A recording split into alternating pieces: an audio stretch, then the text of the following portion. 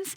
It's the last day of January, and tomorrow's the first day of February. Hey, did you know that there's a place where February comes before January?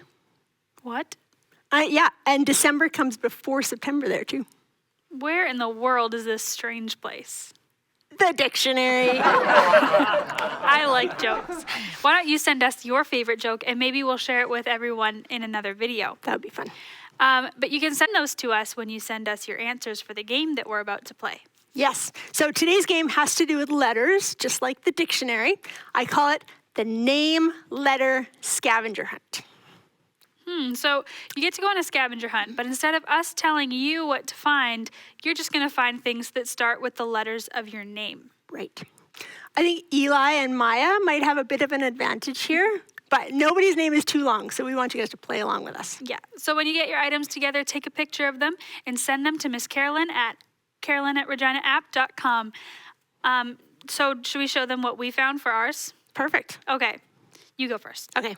My name starts with C, and I happen to have coffee close by, so I got coffee. And then the A, I picked Axe, the Book of Acts. R, rockets. Those are my favorites. O, found an orange ball. L, oh, my candle fell out. This is a lantern. Y, found yarn. And for N, I have a picture of Nolan. So cute.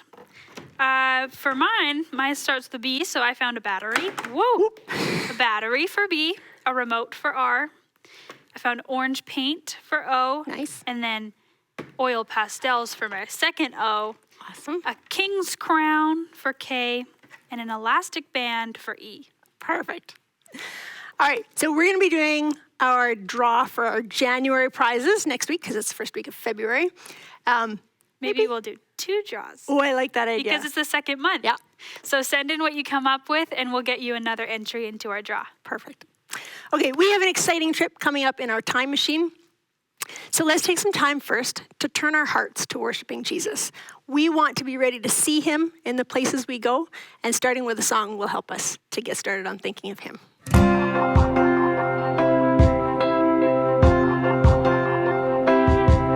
The sun comes up, it's a new day dawning. It's time to sing your song again. Whatever may pass and whatever lies before me,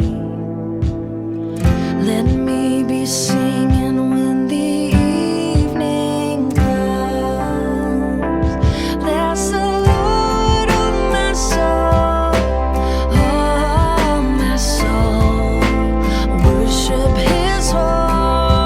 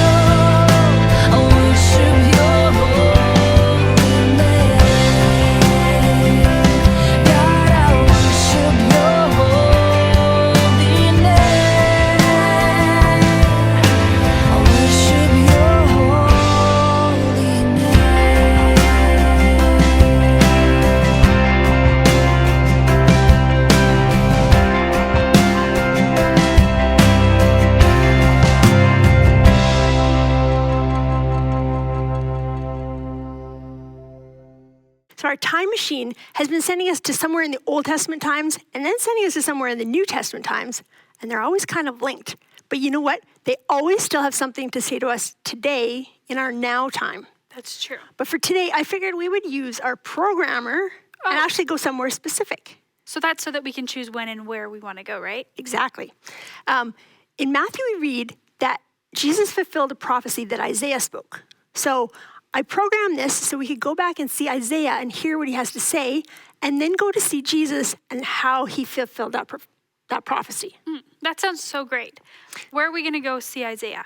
Well, Isaiah prophesied mostly about Judah and Jerusalem, so we know that that's about the area that he lived in. And he prophesied during the reign of 4 different kings. So we're going to head to Jerusalem in the 8th century before Jesus came, when King Hezekiah was the king of Judah. Oh, sounds good. Are you ready? I'm ready. 3, 2, 1. Okay, here we are. It's kind of fun to figure out where we land when we don't know where we're going, but it's also really nice to know where we're going, because I don't think I would have figured this out, that this was Isaiah. So there's a courtyard in front of us, and there's a man, Isaiah, who's standing talking to the people that are walking by. We might be close enough for you to hear him too, so why don't we listen? Behold my servant, whom I uphold, my chosen, in whom my soul delights. I have put my spirit upon him. He will bring forth justice to the nations. He will not cry aloud or lift up his voice, or make it heard in the street. A bruised reed he will not break, and a faintly burning wick he will not quench. He will faithfully bring forth justice. He will not grow faint or be discouraged till he has established justice in the earth, and the coastlines wait for his law. He speaks with such confidence, like he knows for sure that this is going to happen, even though it's in the future. Yeah, he must have a lot of faith and trust in God that what he says will come true. So we can tell he trusts God because he's talking, even though it doesn't really look like the people are listening to what he has to say. Yeah, would you want to go stand downtown or in a mall or something and tell people what's going to happen? I think you'd feel a little bit awkward. Yeah, I would feel weird for sure. But I guess that's his faith, right? If God says, tell my people these things, he's obeying, no matter how awkward or weird it feels. Oh, feel that? Whoa. Okay, we didn't travel far location-wise, but we just time traveled 800 years. That's really cool. We came to this time because it's now that Matthew is recording what we just heard Isaiah prophesy. Right. Now, Isaiah prophesied about a lot of stuff. He prophesied about how Jesus was going to be born, about how Jesus was going to die, and about what heaven's going to be like. But we wanted to come to this time and see a prophecy fulfilled that wasn't one of those big things that we hear more about. Yeah, so let's see what he's doing. He's over here, and he's surrounded by people. Can you make a face of what it would be like to see someone amazing? Okay, now make a face like you're looking at someone who's I want to like... see you do this too. Yeah. Try and make a face like you're looking at someone who's like fake, who's trying to trick you.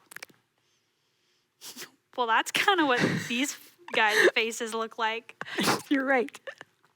Okay, so they're talking to Jesus, but they brought a man with them, and his hand is kind of all broken or crippled up or something.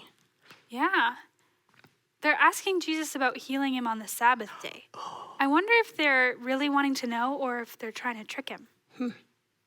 Jesus just did something with his hand, and now he's moving it just like the other one. Those guys sure look mad. Oh, no. Oh, and now he's leaving. And now some other people are bringing another man to Jesus, and he looks like he can't see. He definitely looks like he's not okay. Yeah, these people are looking at him with hopeful faces, and Jesus just healed him. Look at him now. He looks like a new man. Oh, wow, that is amazing. I can't believe we get to see these things. Okay, so how do these things that we just saw connect with that prophecy that we just heard? Well, that's a good question. So part of it says that we will proclaim justice, but we won't quarrel or cry aloud. People won't hear his voice in the streets. Isaiah was calling out in the streets, letting people know what God said, but Jesus is not. He's not trying to draw attention to himself, and the people are coming to him. He's also not trying to argue people into believing. He's just doing the right thing. Huh.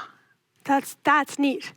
I think that bit about not breaking off a bruised reed and not quenching or putting out a smoldering wick, I wonder if that's talking about how Jesus sees people. If someone has something wrong with them, like the crippled hand or the blind eyes that we just saw, Jesus sees them as worth binding up and caring for and making whole again, rather than just dismissing them as not as important or not as valuable. And a smoldering wick, I read about this, and it talked about, would have been referring to a lamp that used oil. When the oil runs low, the lamp would have made kind of just a black smudgy smoke, and most people would have just put out the wick to stop the smoke. But I think this ties in with Jesus wanting us to be the light, like he's the light of the world. He would add oil. Instead of putting it out, he would add oil and fan the flame back up. We can see that he's binding people up and helping them to live their lives into their full potential by how he's healing them. Whoa. Okay, you know what I think is cool about today's time traveling? What do you think is cool about today's time traveling? I think it's cool that it shows that we can trust God to do what he says he will do. I mean, Isaiah prophesied about Jesus' birth and death. We talked about that before.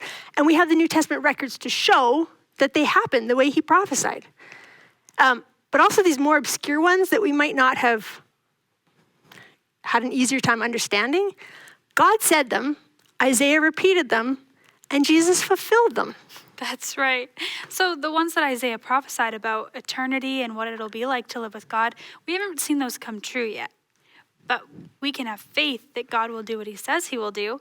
And because of all the other times that he said would happen, they all came true. That's right. And all the promises about us in the Bible, we can know that those are true too, because he only says true things. Mm-hmm. So our song earlier talked about how we have 10,000 reasons to worship God. There really are, isn't there? I'm so glad that I can trust him to do what he says he will do. Can you be trustworthy too? We have a challenge for you today. We know that we can point people to Jesus by living the way that he lived. Now, today we've been talking about how God is trustworthy and he will do what he says he will do. Can you be trustworthy like that? Our challenge is for you to ask a grown-up if there's something that you can do for them. Maybe a chore around the house, some way that you can help them out. Then tell them you'll do it, and then go and do it. Yeah, or if the dishwasher's clean, go and tell your mom that you'll unload what you can, and then do it. Awesome. Now, if someone comments on how well you did your chore, or how helpful you're being, or says thank you, you can tell them that God does what he says he'll do, and you want to be that kind of person too. That's right. And parents, if your child does this challenge, just let us know what they did, and we will put their name for our prizes next week. That's right. So thank you so much for joining us today, boys and girls. I hope that you will always remember that God will do what he says he'll do. It's true. We know that he loves us, and we can trust him in all things. Yeah. See you next week. Are you